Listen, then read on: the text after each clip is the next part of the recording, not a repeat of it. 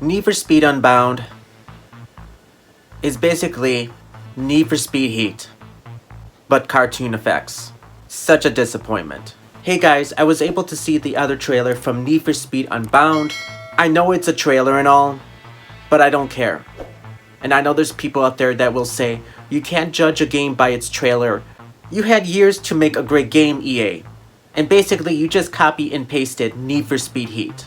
With these locations, the streets, the dock, it looks so similar to Need for Speed Heat.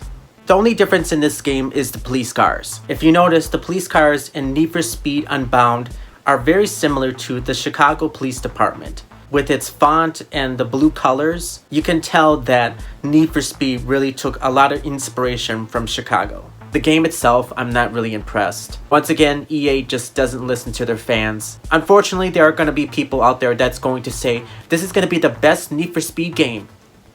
We're never going to get a great game. It doesn't look any different than the previous game. The only thing different is the cartoon effects. Yes, I do realize you can turn them off. I really don't like the smoke effects in this game. They look really awful. And I'm not saying that Need for Speed shouldn't try anything different, or they shouldn't try something they never done before. They really did the Ford Crown Victoria very dirty here. It looks like something that I would see out of GTA. The front end looks just like a Ford Mustang Cobra. It's like the developers saw a Ford Crown Victoria and said, yeah, we're too lazy to even make it look at least good.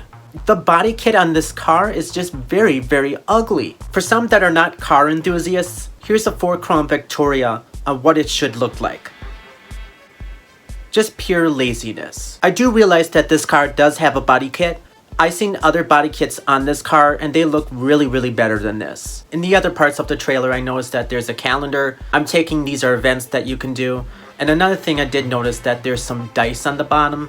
I really hope this isn't loot boxes. Need for Speed did this in the past with Need for Speed Payback, and people were really not happy with that. I think it was just the worst decision Need for Speed has made with those loot boxes. I really hope that's not the case. If that is, I am not even bothering touching this game. They didn't even show that much customization in this trailer, which really concerns me a lot. The modern Need for Speed games now are just not good. If you guys are interested to see my Need for Speed collection, here it is.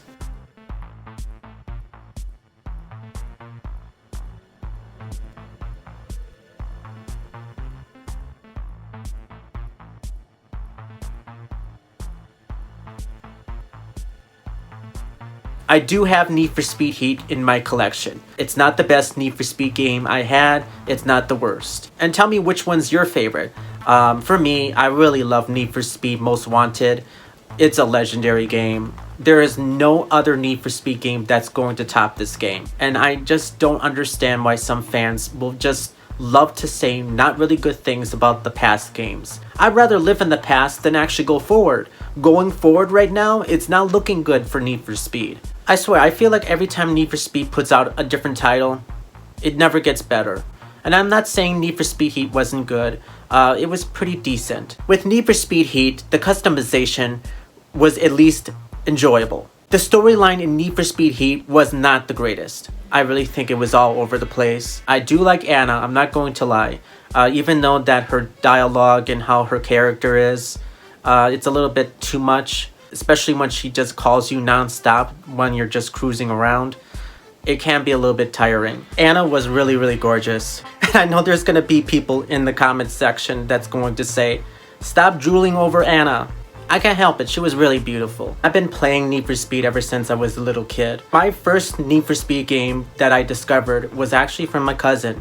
And it was Need for Speed 2 SE. At the time being when we have like family get-togethers, and I would just pop in Need for Speed 2 SE. Just between the electronic and rock music being played in the background. I'm not sure it was a 98 Windows computer or an XP, but whatever it was, man, those were the times back then. I was so obsessed with this game. I really was. I couldn't stop playing it. This is what happens when you're a little kid. If you see something that is really good, really hard to step away from that. The car I remember just choosing in that game was the Ford GT90.